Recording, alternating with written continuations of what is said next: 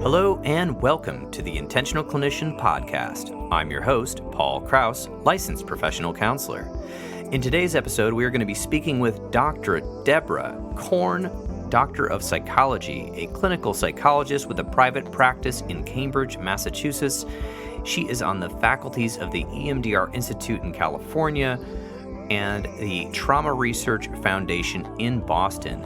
She is an EMDR International Association approved consultant and presents and consults internationally on the treatment of adult survivors of childhood abuse and neglect.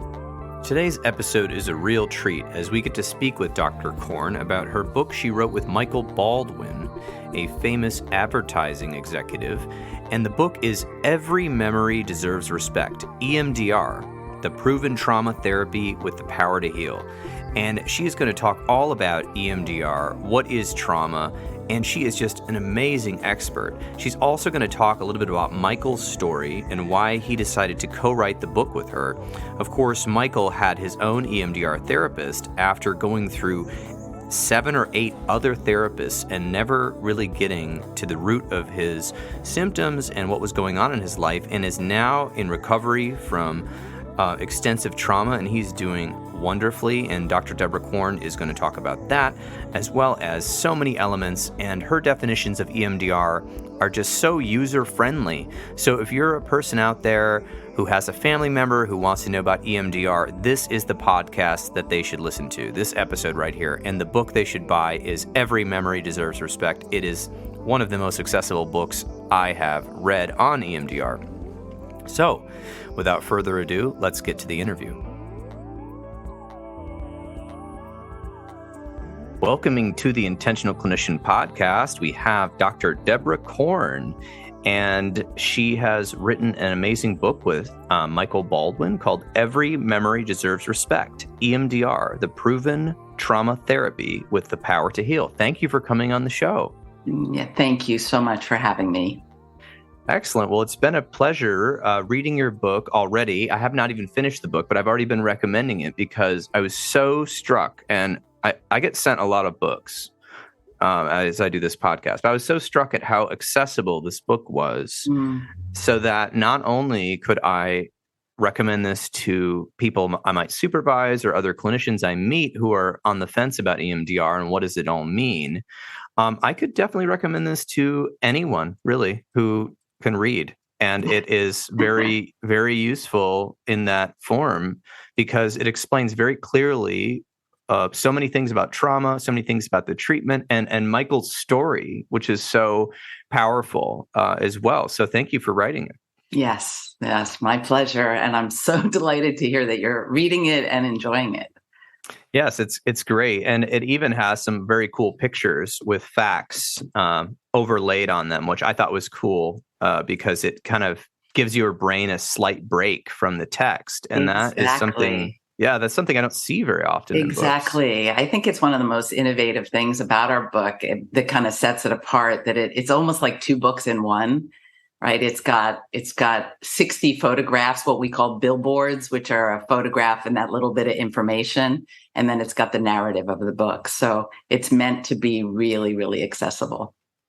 Wonderful. So, for the listeners out there, we were talking a little bit before we started recording about maybe we should definitely go into the basics of trauma so people can understand where they're at and if they want to maybe read this book or talk to an EMDR therapist or read more about EMDR. So I suppose we should probably begin with, the trauma. Like what are we talking about when we talk about trauma?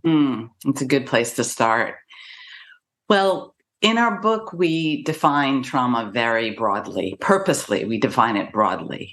Trauma is a part of life, right? We know that 70% of adults have experienced at least one significant trauma across their lifetime. Maybe only 20% of those who've been exposed to trauma actually develop PTSD, but a large number of people have been exposed to at least one trauma. Many have been exposed to many traumas. We define trauma as any experience that feels overwhelming, that triggers strong negative emotions like shame or terror, and involves a sense of powerlessness or intense vulnerability. And we think of trauma as both objective and subjective. So it's both the event itself and the experience of the event. So no two people are going to have the same experience. What might be traumatic for one person might not be traumatic for the next person.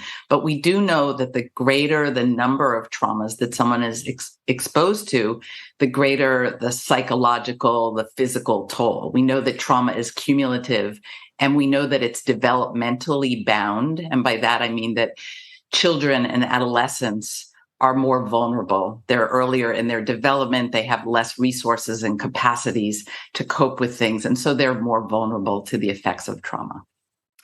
Yes, absolutely. And I think the concept is kind of expanding, and that's why you made it very general, because a lot of people had only know about trauma through the words of the post-traumatic stress disorder diagnosis. Right. And it says about 20% of adult trauma survivors develop post-traumatic stress disorder, but it doesn't mean that those who don't develop it don't also develop and, well, yes, not suffer terribly, but also develop depression, anxiety, relationship issues, sexual issues. And we know that from the research, and there's a lot of research, of course, on the adverse child experiences study.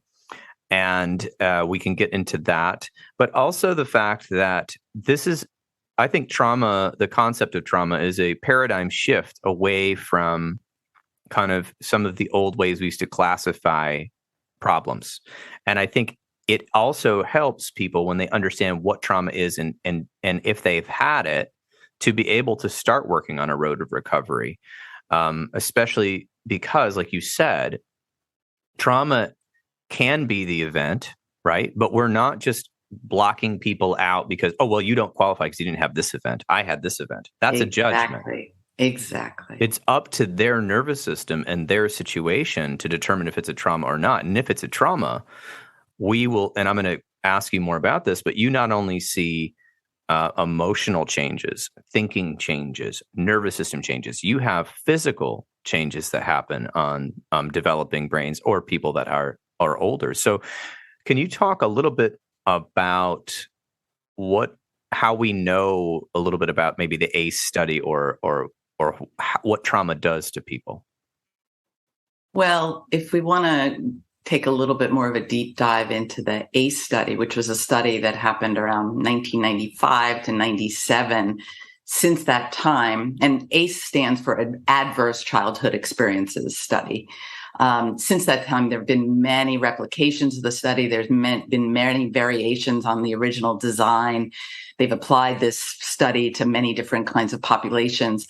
But basically, the finding of this study was that adverse childhood experiences are highly predictive of health and psychological problems across the lifespan. So maltreatment, right? Emotional, physical, and sexual abuse or neglect, and household dysfunction in childhood contributes to significant psychological issues later in life. Depression, anxiety, illicit drug use, alcoholism and alcohol abuse, suicidality. 1 in 3 diagnosed mental health conditions in adulthood are directly related to ACEs, to these adverse childhood experiences. And as I said earlier, the longer the exposure, the greater the number of ACEs, the more significant the medical and psychological impact. And certain health issues and medical disorders can manifest decades later, right? Chronic diseases such as cancer, stroke, heart disease, COPD, and diabetes, right? An ACE score of 4, which means exposure to 4 major events in childhood, was associated with 2 times the risk of receiving a diagnosis of cancer, a 4-fold increase in emphysema, a 700% increase in alcoholism. Yes, that is an enormous correlation there. And with that, we've also found out that more than 60% of adults have survived at least one adverse child experience, which qualifies on this study they were doing. Now, with that, I think we need to take a little bit of context for the people that might go, well, wait a minute, just because I had, these adverse childhood experiences, why would I be more at risk for emphysema? Why would I be more at risk for cancer? Why would I be more at risk for cardiovascular disease? And of course, obviously, depression, anxiety, relationship issues. Well, that is where it's not so simple. The correlation, the data is there. It's so obvious, but everyone has a unique story. Yeah. And this is my little comment on it. You can tell me what you think, but my comment is that something happens to the nervous system and or the brain and or the story of the person, and then that may influence them to cope in certain ways. So cigarettes, that's a good way to relax for some people. It's a quick fix if your nervous system is out of balance to do that. But then, of course, the adverse effects could lead to lung cancer and emphysema and all these other things. Eating food, overeating foods, or undereating, but overeating, especially with leading to diabetes. We know that carbohydrates and fast food like that can calm us down because of the insulin, sugar rush, and all of that, which I'm not a doctor, but essentially try it, eat a bag of crackers and see how you feel. You're going to try to fall asleep after that. Right. So people develop these habits to cope with what has happened. However, in our society, we not the collective we, but oftentimes in our society who are not scientists and psychologists, they say, oh, well, look at that person. What a loser. I can't believe they're doing these behaviors. We're kind of essentially labeling them by their behavior without asking a bigger question is, hey, what happened to you? Right? Even doctors say, you need to quit smoking. You need to quit eating so much. You're just lazy, these sort of labels. And so that is even almost another trauma on top of it, because not only does this person might not be aware that they had trauma, because you don't get to choose what family you grew up in, and you don't get to choose who your parents are and how they help regulate your nervous system and how their attachment to you is. Then they go, oh my God, I'm also the problem. I'm a big loser. Mm-hmm. I'm lazy. I have no self-control. And then they just lean into that, which is even a further issue, which leads to medical outcomes. So that was my little comment on that. I'm sure you have a way of discussing that. Well, I think you're spot on. I think, what we see is a cascade of problems that follow the onset of trauma. We see an accumulation of problems over the course of time that just starts with the trauma. Like you said, the impact of trauma can lead to a belief system that keeps people from reaching out and being a part of communities, getting the social support they need in their lives. It can lead to all kinds of attempts to cope that are unhealthy, as you said, right? Drinking, drugging, poor eating, isolation. And all of these things bear down on the individual's nervous system, their way of being in the world, and also potentially set them up for unhealthy relationships, potential re-victimization later in their lives. And all of that can continue to just move them toward a chronic state of stress in their lives, which takes its toll on all systems of the body, not just the nervous system, but all of the systems of the body that in turn can lead to illness and psychological difficulties down the road. Absolutely. And it's so interesting living in the U.S. and the Western medical model is often accused of being in multiple silos and, go to this specialist, now go to this specialist, now go to this specialist, now go to this specialist, right? And all of them have their place. But I think the trauma-informed way we're discussing about this from the trauma research that you've done even in your institute and being a part of the EMDR International Association and, reading all the work of Dr. Bruce Perry and Dr. Dan Siegel and all of these other pioneers in the field are really showing how impactful our emotions, our relationships, and just these important experiences as children, but even as adults, can influence all of our health outcomes, which is just absolutely, I think, mind-blowing for a lot of people because we used to separate those two, right? Go ahead.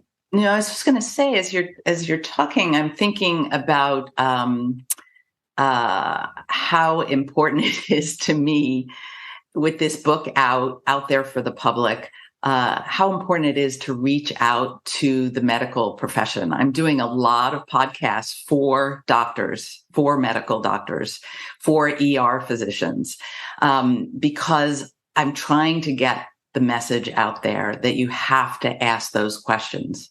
Right? Where do you come from? What is your life like? What was your childhood like?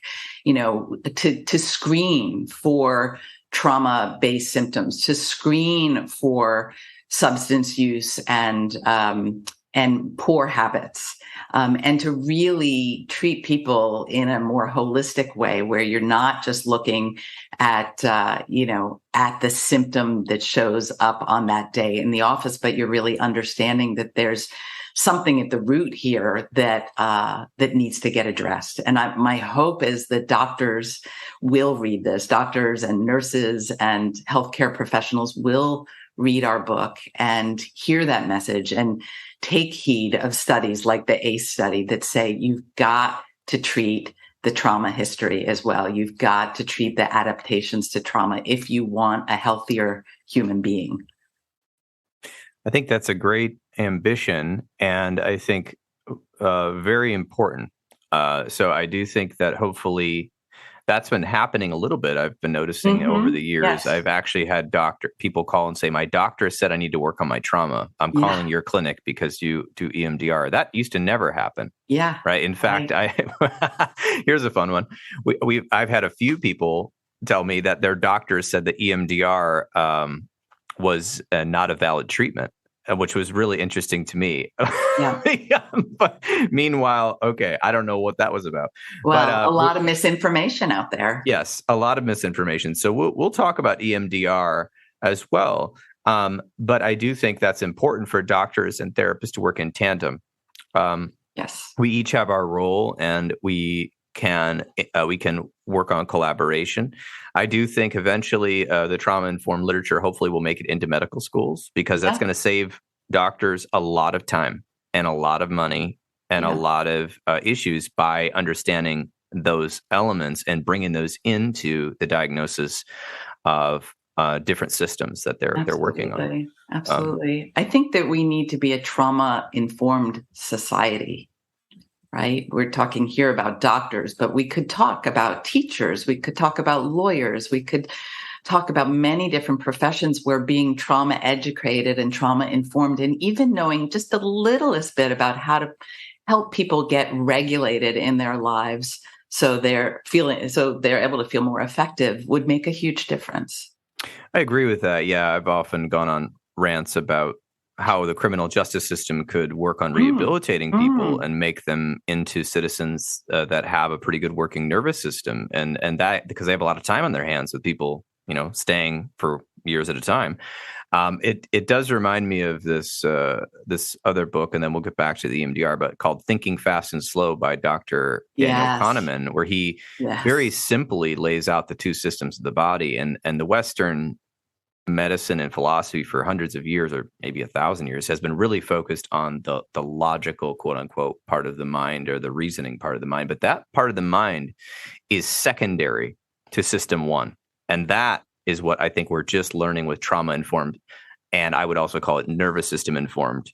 Yes. And I would also call it neurobiology informed therapies. Interpersonal neurobiology informed. Yes. Yeah, interpersonal neurobiology informed, because then we realize, once you get into this, for listeners out there who aren't maybe into this yet, you start seeing why people have the reactions they do, and why it's so difficult to work with people on logic and problem solving and solutions when their nervous system is in a state of fight, flight, freeze, fawn, or collapse. So with that, I think we have defined trauma pretty well, but I do think maybe a little bit more about if you could elaborate on how traumatic events or memories or situations can get frozen or locked into the nervous system. What is that about? Can you explain that?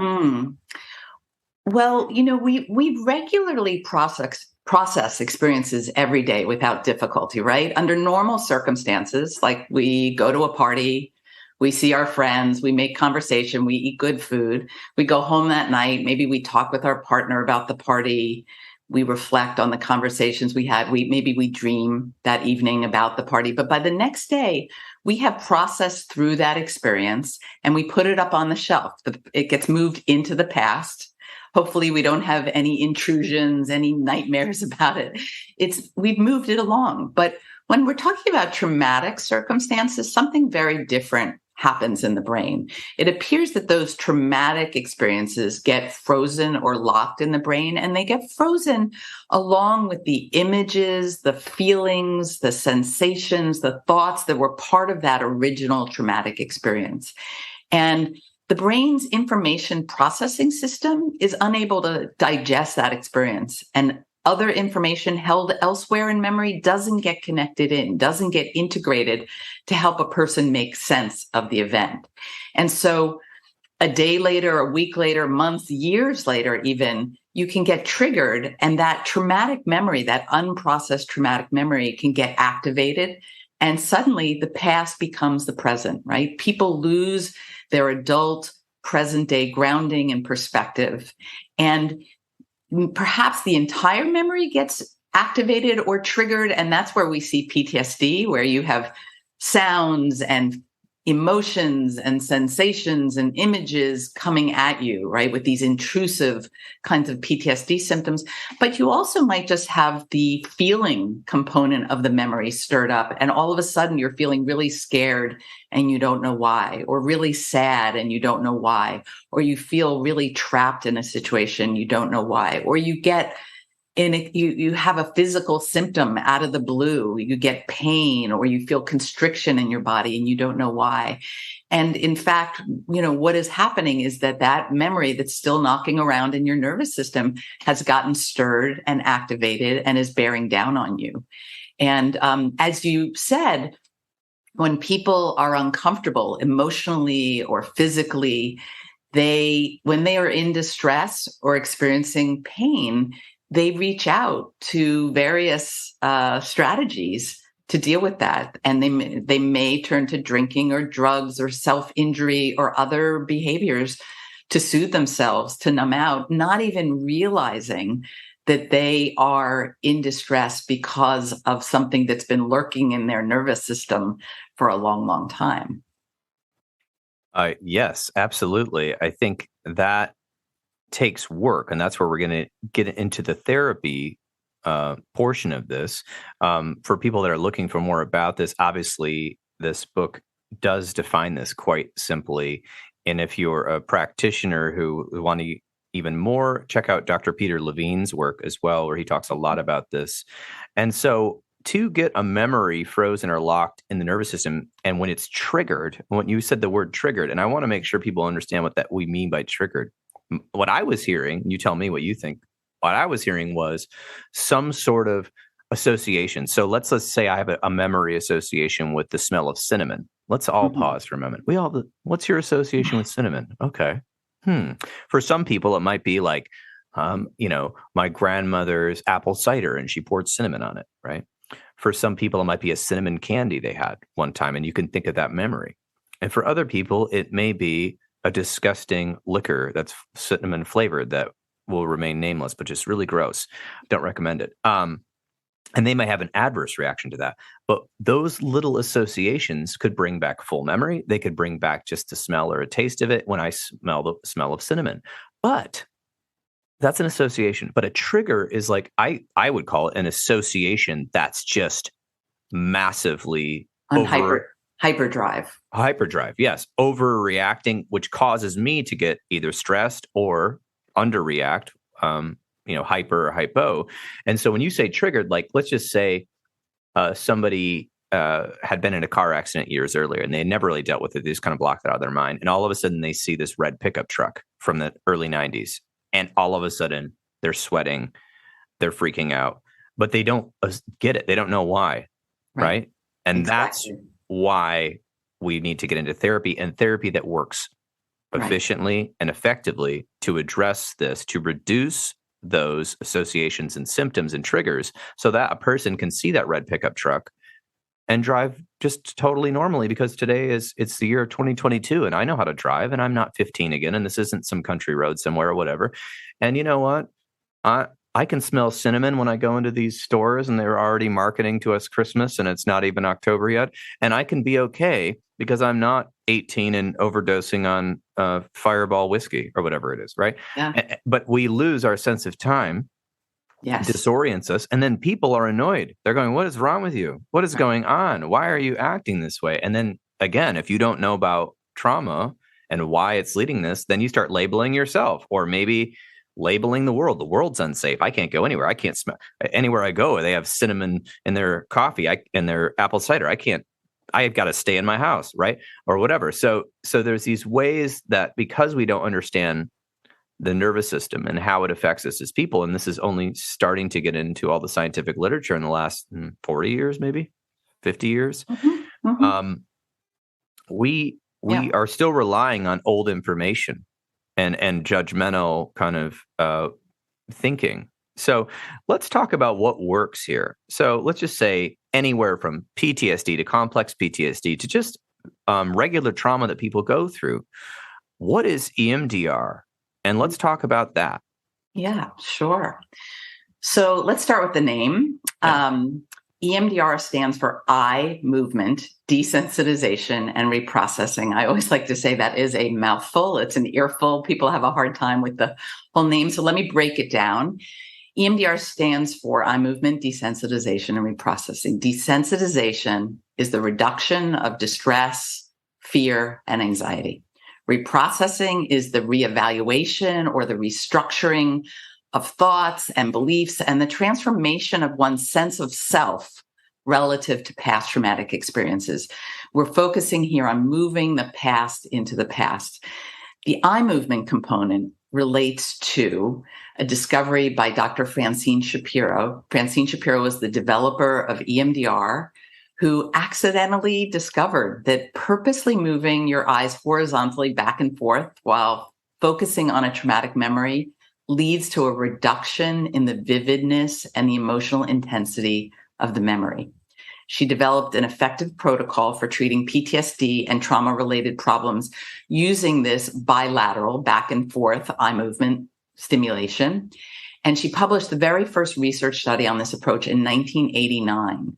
Right. She worked with rape survivors and Vietnam combat veterans in that study. So hence the name eye movement, desensitization, and reprocessing. Now, EMDR is a memory-focused psychotherapy that helps people deal with the impact and the legacy of trauma and adverse experiences in their lives. It's based on the idea that psychological problems are related to a failure to adequately process traumatic experiences and memories. So relating back to what I was just explaining about these memories that get frozen or locked in the nervous system. Now, these unprocessed traumatic memories in our nervous system continue to affect how we perceive things, decisions we make, reactions we have, the beliefs we hold about ourselves and others.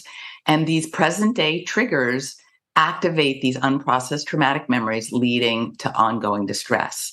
And in EMDR therapy, we help clients access and activate their unprocessed traumatic memories with a set of focused questions. And then we jumpstart the brain's information processing system using the bilateral stimulation.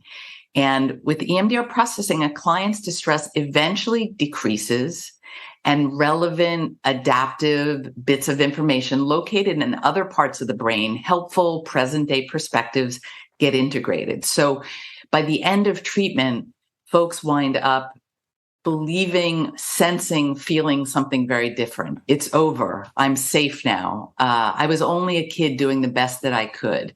It wasn't actually my fault. I'm good enough. I'm in control now. I have choices, right? There's shifts in thoughts, feelings, behaviors, and physical sensations. And healing involves spontaneous movement toward more positive thinking and more manageable feelings, and a significant reduction in the level of disturbance experienced in one's body. Wow, that is actually the best definition of EMDR I've ever heard. I'm not even kidding. Thank you. This is like my 8th podcast on EMDR. And that is phenomenal. Yes, it is different than talk therapy for everyone who's out there, but it involves talk therapy. And you will be surprised because I'm sure, Dr. Korn, you've gone through EMDR yourself as a client and or a practice for your colleagues, and as I have as well. And I was actually astounded. Mm-hmm. I thought in 2009 when I first was trained, I thought, okay, everyone's telling me to do it. Let's see what this is about. Eye movement, bilateral stimulation. What is all this business? And I was astounded that not only did it in our practice sessions make me feel better physically and mentally, I also discovered in those sessions that I was like, oh goodness, I have some traumas that I've repressed here. And not that I didn't know they existed, but I didn't know how they were impacting me. Absolutely. Right? I didn't know that they were still impacting me. And I said, that's it. Not only am I going to practice this, I'm going to go to an EMDR therapist. I'm going to go through the whole protocol on all these different things. And I mean, it changed my life. And then it started changing my clients' lives because I said, I finally figured out how to help people that I felt helpless to help before. I didn't know what to do. It's like, this terrible thing's happened to you and everything reminds you of it. And you're having nightmares and intrusive thoughts and chronically failing relationships, and you quit jobs and you don't have any impulse control and you're doing drugs and you're doing it all because you're sad or all because you're angry or all these reasons, right? But you can't get out of the cycle. And EMDR helps people get out of that cycle. Fun fact, if people want to remember how the order, because a lot of people would say, was it EDMR? Is it ERMD? What is this? So eye movement desensitization and reprocessing is literally sounds like something you would practice in choir to sing to like help your enunciation. But you wrote this book with Michael Baldwin, Every Memory Deserves Respect. EMDR. Yes. Yeah, I see what you did there. Very good. That was our goal, right?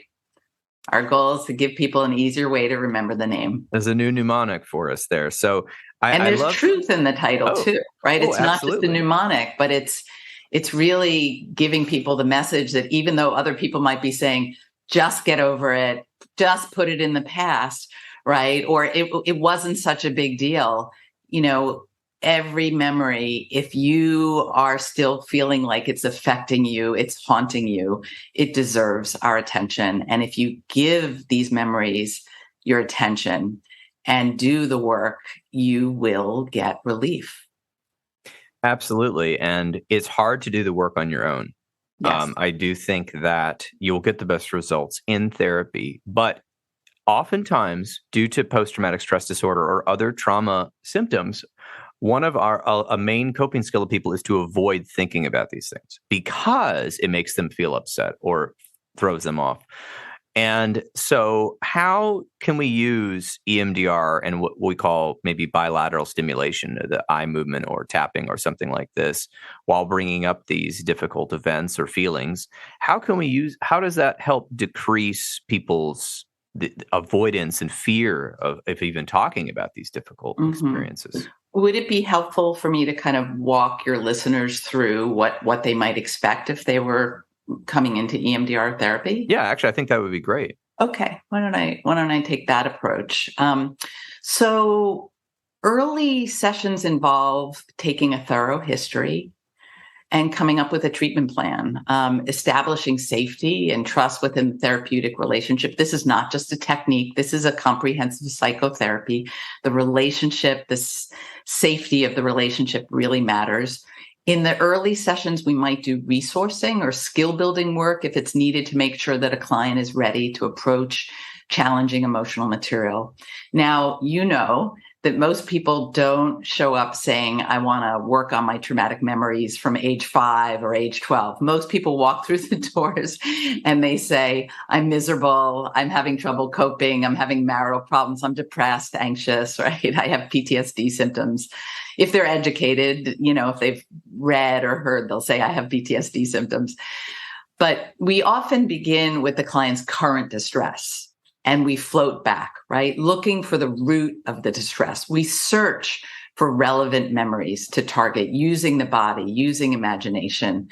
And once a target memory is identified, we activate the memory through a series of questions. And then we introduce 30 to 60 second sets of eye movements or bilateral back and forth stimulation to jumpstart and support the brain's stalled information processing system. And over the years, we've discovered that other forms of what we call bilateral stimulation are also effective in reducing distress. So we might have clients track our fingers with their eyes as the fingers move back and forth, or track a light that moves back and forth.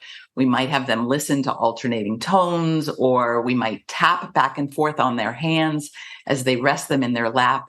And by the way, during the pandemic, we discovered that EMDR can be done virtually. The research is out now, and it appears that virtual EMDR is as effective as in-person EMDR. But with every set of bilateral stimulation, the client is asked to simply notice what changes or emerges and to report images, thoughts, feelings, sensations, impulses, insights. We encourage them to just notice, to be a passenger on a train, just watching the scenery go by, and always staying connected to the present moment, just witnessing from a distance. And we remind clients over and over, it's old stuff, just let it go by. And we really stress the importance of this dual attention, that is keeping one foot in the present at all times while accessing the past. And after every set of bilateral stimulation, we ask, what do you get now? What do you notice? What's changing? And no two people process in the same way. There's no supposed tos, no shoulds. We say to clients, whatever comes up, just let it come. And clients remember and they process. They process fear and grief, old anger, guilt, and shame. And we work to keep the processing body focused, right? We ask again and again, and where do you feel that? Where do you feel that in your body? Just notice that's part of the memory. And in the course of processing, a client might imagine saying or doing what they never got to previously say or do at the time of the trauma. They might express their rage. They might imagine themselves being able to run away or fighting back with superhuman strength. A client might also spontaneously see their younger self and offer compassion or care, kind of offer what was never offered to them at the original time of the abuse or the trauma. And as I said, with reprocessing, a client's distress eventually decreases, and you see this shift in the client's belief system to, it's over, I'm good enough, I have choices now, as I said earlier. The last thing I'll say about the intervention, the approach itself, is that it is a comprehensive approach that addresses past traumatic events, current triggers, and future behavioral goals. So we always talk about this kind of past, present, and future three-pronged approach, where we're not just trying to clear out the past, but we're also trying to help the person to live more comfortably in the present without the avoidance, without the vulnerability to triggers, and give them the confidence to approach situations that they've never approached before, that they've been avoiding, so on and so forth. Yes, I couldn't have said it better. I think that is phenomenal. You're going through the phases of EMDR. And I think something to remember for people is that while we have a process and we have steps with EMDR, we're still, as an EMDR therapist, we're still very much personally helping you. Absolutely. And working through different things. And if you're ready for it, it's going to get you the results. And like you said, no two people process the same. But when you're watching the memories go by or the impressions go by, one of the things I was thinking about, and I'm not sure what your comments on this would be, is it's almost as if when something bad happens to us, our body wants to have control. And if we can't control, we dissociate and we shut down, right? But we want to control it. But by letting the therapist help you go through this process of EMDR, you're able to relax and let the memory actually process and get integrated into a timeline of the past versus it just staying here and agitating you. And thus, your distress, which we measure, will go down from a 10 to an 8 to a 7 to a 6 to a 5 to a 3 to a 1. And I used to give this analogy to clients. I say, listen, if we do this, and I know you don't want to talk about this memory, and we don't really have to talk about it, but we do have to process it. It's going to impact you eventually the way that me talking about pancakes affects you. I mean, most people have not been traumatized by pancakes. There may be a few out there, but Or cinnamon.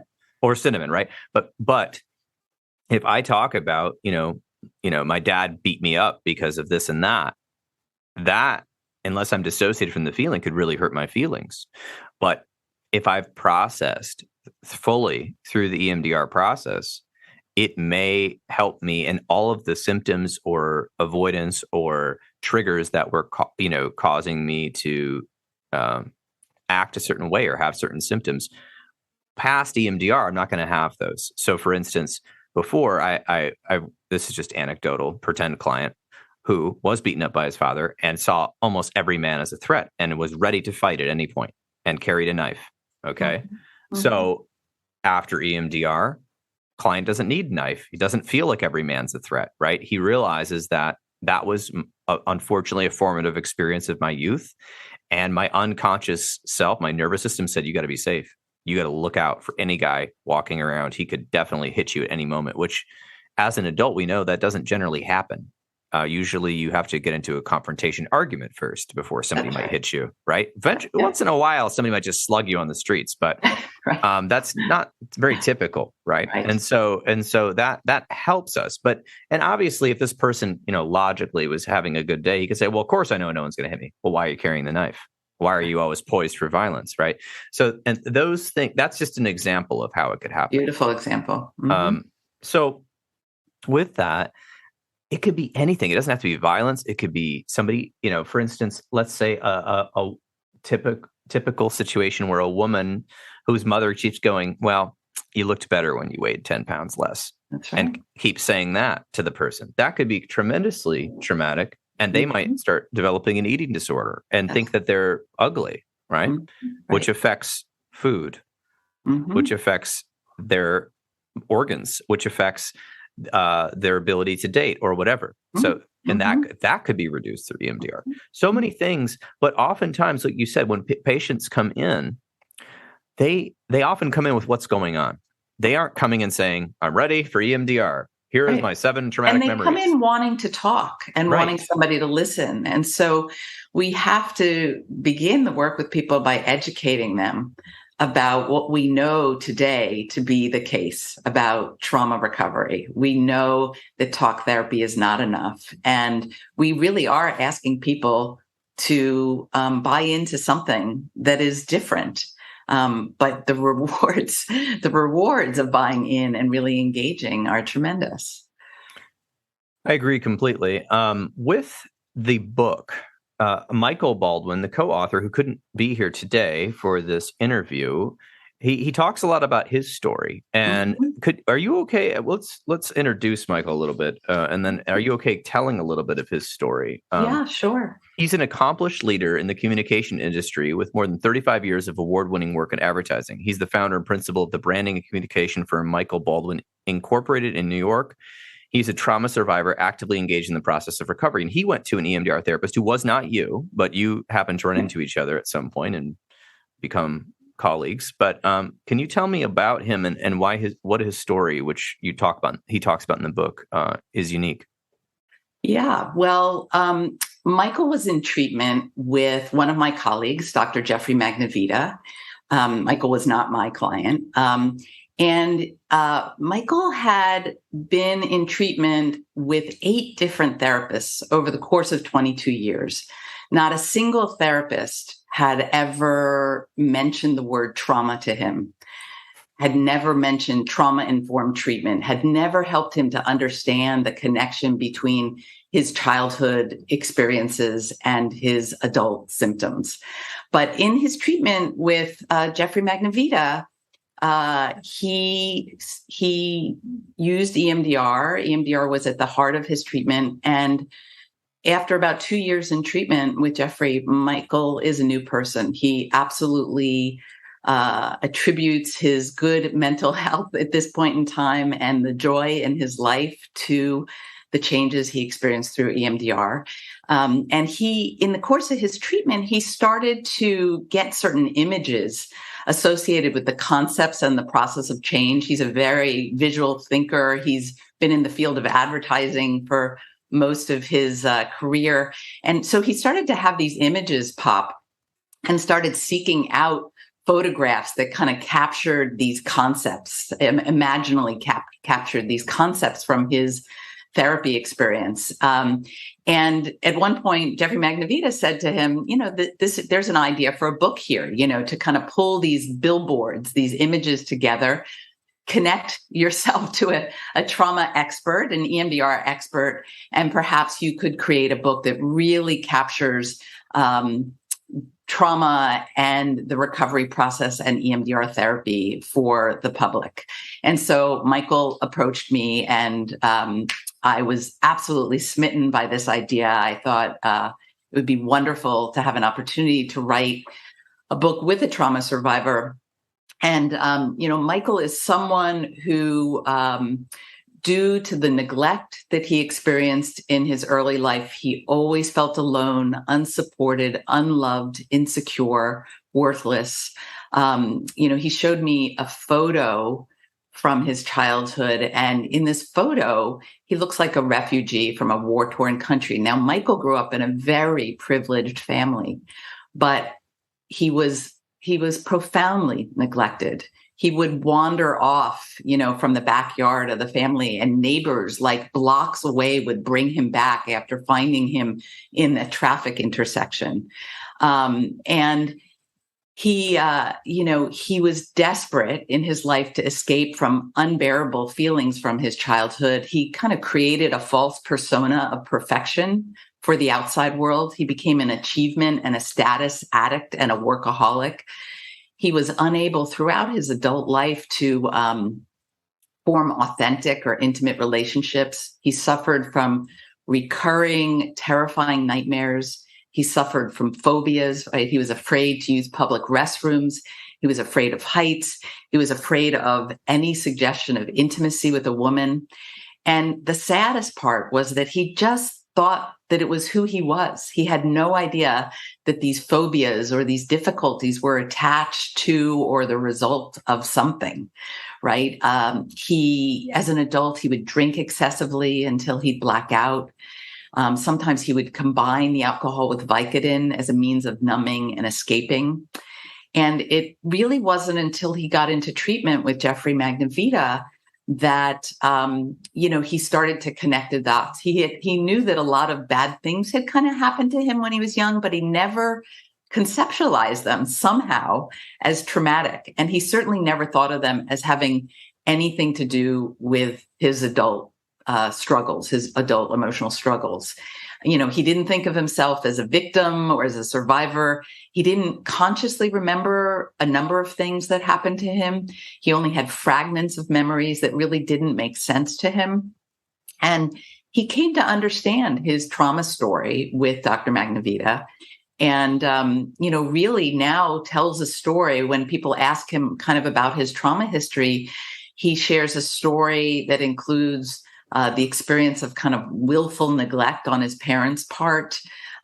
He recognizes that he was bullied at home by his brother, and he was bullied at school. He was abused sexually, physically, and emotionally. And for the longest time as a kid, he couldn't read. He had all kinds of tutors after school. He couldn't focus. He was accident prone. He suffered multiple concussions to his forehead because he was always kind of disoriented and tuned out and falling. And as Michael likes to say, other than that, he was fine. Right? And maybe the last thing I'll say is that, the way he coped, again, was through kind of this schema of grandiosity where he had to have the best of everything, the biggest of everything. He became a workaholic. He dissociated. He numbed out. He was not connected to his body. He did not care for his body. Today he is living a very, very different life, right? He takes very good care of himself. His nightmares, his phobias, his PTSD symptoms, his addictive behaviors are all gone, right? EMDR wiped away that fake persona that he had constructed over so many years. And he found himself starting to live and behave in a more authentic way versus being locked in this kind of goal set, goal achieve mentality, this cycle. His obsession with status and all its trappings just evaporated. And he looks back on it with embarrassment now, like he can't believe that he had to construct this grandiose image, for so many years of his life. And maybe most importantly, EMDR really opened the door to intimacy for him with his friends. And he started, for the first time in his life, thinking about and pursuing intimate relationships, romantic relationships. And it opened a door to a relationship with his brother. His brother was his bully growing up. He was terrified of his brother and symptomatic as a result of his brother, and basically estranged from his brother from most of his life. And through his EMDR treatment, and actually since the start of writing this book, he reapproached his brother and has rekindled, I don't even know if it's fair to say rekindled, he's established a relationship, maybe for the first time, with his brother that is genuine and loving. And he talks to his brother every Friday via Zoom now. They just went away on a trip together. And he sees that as a complete miracle. And Michael has referred, I think he's referred 45 different separate people for EMDR therapy. Every other week he's coming to me asking for a referral in another part of the country, and all of these people in his life are having very profound experiences in EMDR as well. Well, that's wonderful. Thank you so much for talking about Michael's story. And I know in the book there's a lot more detail which people can get into, which is really interesting to watch his recovery from all of this and how he coped. And, he coped in so many different ways that we all do. And the book goes over a lot of those ways we cope.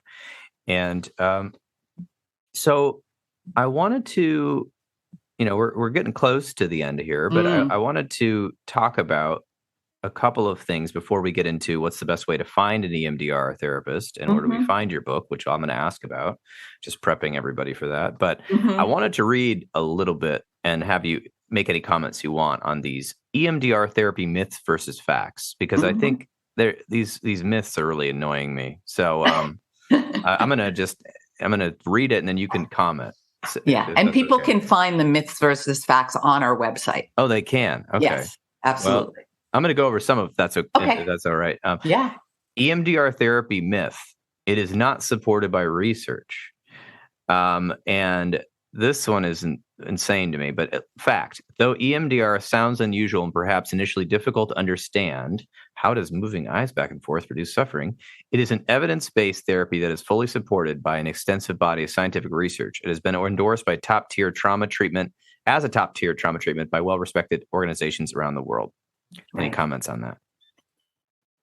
Yeah, well, there are more than 30 randomized controlled trials. That's the gold standard, demonstrating the effectiveness of EMDR for PTSD in civilian adults. It's absolutely an evidence-based top-tier treatment for this condition. And, in addition to being an evidence-based treatment for PTSD, evidence is mounting in support of EMDR therapy for all different populations, children and adolescents, combat veterans, first responders, right? It's helpful with both acute PTSD and chronic PTSD. And clinically, it's being used for a range of diagnoses, right? Psychoses, eating disorders, sexual dysfunction, addictions. It's being used with all ages. It's being used in groups, in schools, and there's research to support all of this. I always like to cite one recent study. There was a recent meta-analysis looking at gold standard research studies. And this meta-analysis determined that not only was EMDR clinically effective, but it's also the most cost-effective of the 11 trauma therapies that were evaluated in the treatment of adults with PTSD. Okay, I like that. And you can find out more of that on your website. And that is everymemorydeservesrespect.com. Also, EMDR.com has a lot of the research studies posted as well. And you answered another myth, which is that EMDR is just for PTSD. That's a myth. Yeah. It can, in addition, it's being used to treat other problems, anxieties, phobias, addiction, depression, pain, obsessive compulsive disorder, low self-esteem, intimacy issues, just to name a few, because it is its own therapy, but it's combining with therapy that already works. I love that one, which is this: counseling works. The research is in. Now we've got a new treatment that is like a modified version of counseling. So then you combine the two, you're going to get better results. I know that's not really scientific. That's how I like to look at it. Other myths are, we already kind of covered, is that myth is EMDR is a mechanical and personal process. It is not. If you're in EMDR therapy and you have a therapist who's making it mechanical and personal, you've got the wrong EMDR therapist. They probably are not up on the latest trainings. They may not be EMDR certified, and they probably need a refresher. No offense to that therapist. Any comments on The that? therapist is there at the client's side every step of the way, addressing fears, offering reassurance, cheerleading, offering validation, there if the processing gets stuck at any point. It's so important for our clients to feel seen and heard and valued and accompanied. And, I explicitly say to my clients all the time, I'm right here with you. I'm not going to let you drown. I'm not going to let you get lost, right? And we offer to bear the pain with them so they can process it and heal. And we work hard to make sure they stay within that window of tolerance, what feels tolerable in the work. We help with the pacing, right? We make sure they stay grounded in the present as we dip into the past. And we help with those places that are rougher along the way. We help them navigate. Excellent. A couple more myths to shoot down here. EMDR therapy is only for adults. Research supports the effectiveness of EMDR therapy in treating children and adolescents with PTSD and other trauma-related symptoms. In fact, EMDR may work more quickly with kids because of their memory networks are less complex and extensive, and there are shorter channels of association to pursue. And I want to hear your comments, but another resource for this, if you're looking into this, is Dr. Ana Gomez or Ana Gomez, who I know personally, and she has written phenomenal books and does trainings all over the United States. So any comments on that? Well, I don't work with kids, but my colleagues who work with kids work with children as young as 3 years old, 2-3 years old, using EMDR, right? We adapt it for children. We use puppets for the bilateral stimulation, right? We use all kinds of visual cues. It can be combined with the kinds of therapy that are more common in working with kids, like play therapy or sand tray therapy. And my oldest EMDR client is a 94-year-old woman, and we do EMDR every session.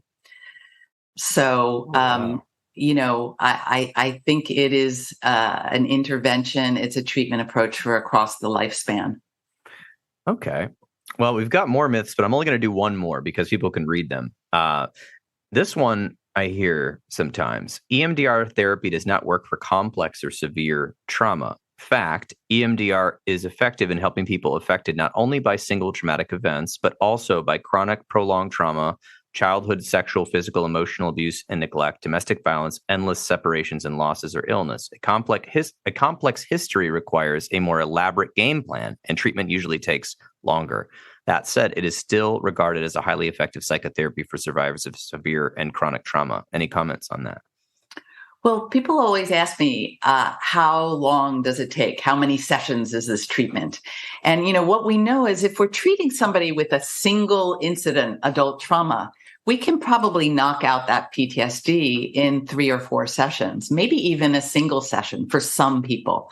But when you've got complex trauma, which refers to exposure to prolonged repeated trauma, right? More extensive childhood trauma, treatment is going to take longer. But I still like to say to people, however long you think it's going to take, it may take longer than that, but it's going to be shorter. It's going to be more efficient, more effective than talk therapy.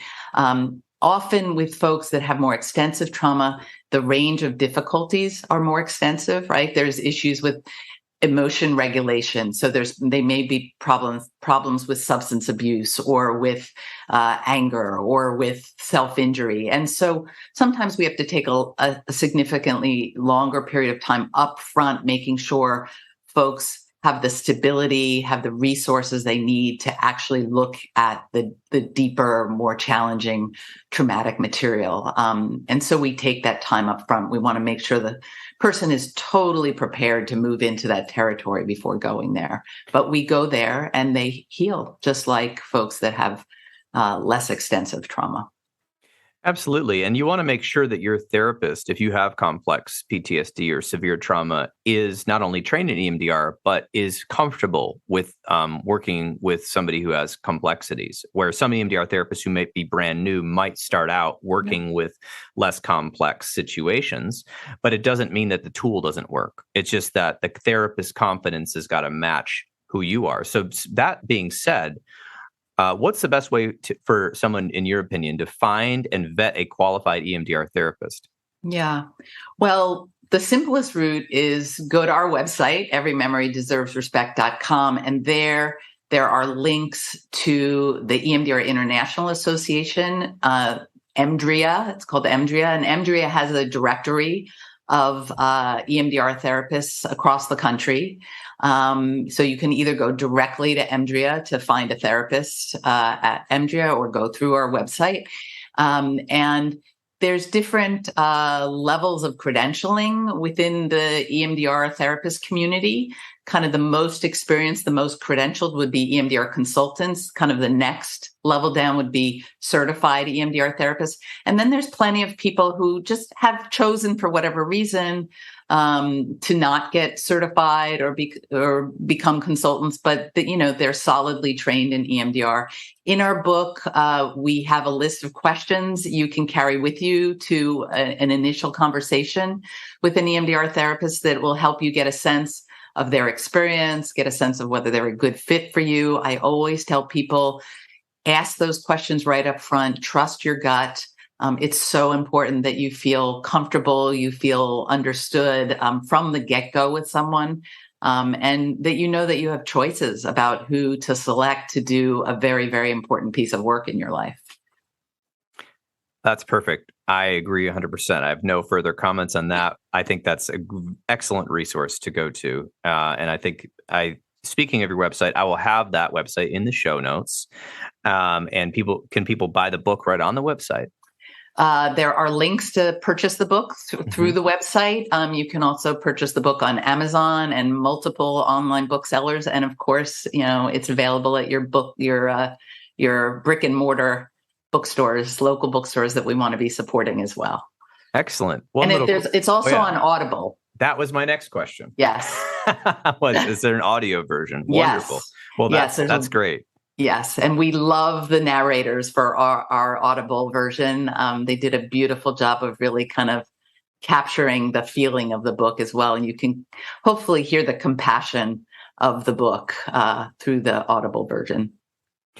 Well, that's just beautiful. I'm excited. Maybe I'll even get the Audible version. We do encourage if people get the Audible version that they also consider buying the book, because the Audible does not come with the visuals. It doesn't come with the billboards. Oh, yes. So it's nice to listen and be able to look at the billboards as well. I agree. I like that you call them billboards. Yeah, because that's our words nickname. and the text, but they're really interesting. And I love how they kind of illustrate, I guess that's the point, of metaphorically or literally what's going on in the text. So, yeah, it's been my pleasure to have you on, Dr. Deborah Korn. Is there anything else I'm missing that before we head off the air? The only thing that I would add is Michael's not here with us today, but Michael always likes to end these conversations by saying, "Don't wait." Right? He did not find an EMDR therapist until he was in his 60s. He had spent a lot of years suffering and not living fully. And he always says, don't wait.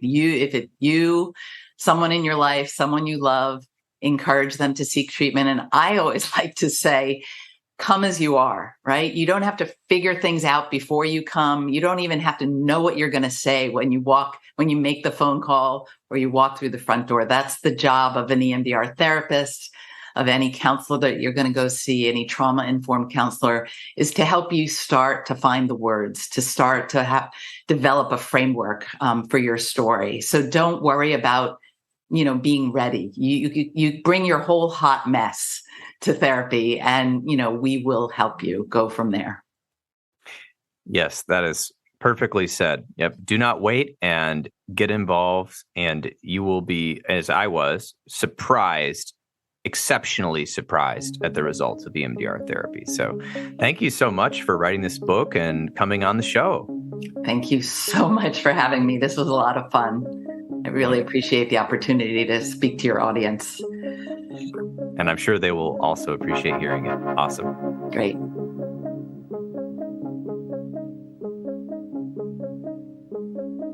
And there you have it. This has been another episode of the Intentional Clinician Podcast with Paul Krauss. If you're enjoying the show, please share with people you know. I would surely appreciate it. If you'd like to, please give us a rating on iTunes. It really helps get out the word about this podcast.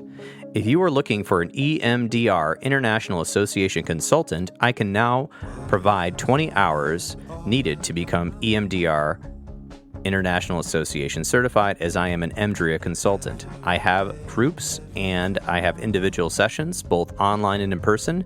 You can check out details by going to my website, counselingsupervisorgr.com or healthforlifegr.com, and send me a message. If you are in need of counseling, do not hesitate to make an appointment with a local counselor in your area. You can also make an appointment with the excellent clinicians in the Grand Rapids area at Health for Life Counseling and the Trauma Informed Counseling Center of Grand Rapids by visiting www.healthforlifegr.com. The recording you just listened to consists of the personal opinions of Paul Krauss and his guest, and while these are based upon literature they have read and their experience in the fields they are in, these should not be viewed as the definitive opinion on any subject. Listening to this podcast is not a substitute for treatment. If you are in a crisis, please dial 911 or the National Suicide Prevention Line at 1-800-273-8255, or you can just dial 988. Did you know that you could support your local bookstore by shopping at www.bookshop.org? You can order books from the comfort of your own home while supporting local brick-and-mortar businesses near you. Michigan Mental Health Counselors Association and other counseling associations are very important to keep quality counseling and therapy services available in the United States. It helps increase education, promotes best practices, and works on legislation to make sure that counselors and therapists can have a living while they're working and helping our communities. So if you're not involved, please join your local association or the national associations, American Counseling Association, Arizona Counselors Association, Michigan Mental Health Counselors Association as an example. If you want to get trained in EMDR therapy, I recommend EMDR Training Solutions. I'll have a link in the show notes. You can use the code INTENTIONAL at checkout and get $100 off your first training. Until next time, I'm wishing you all a safe and peaceful week.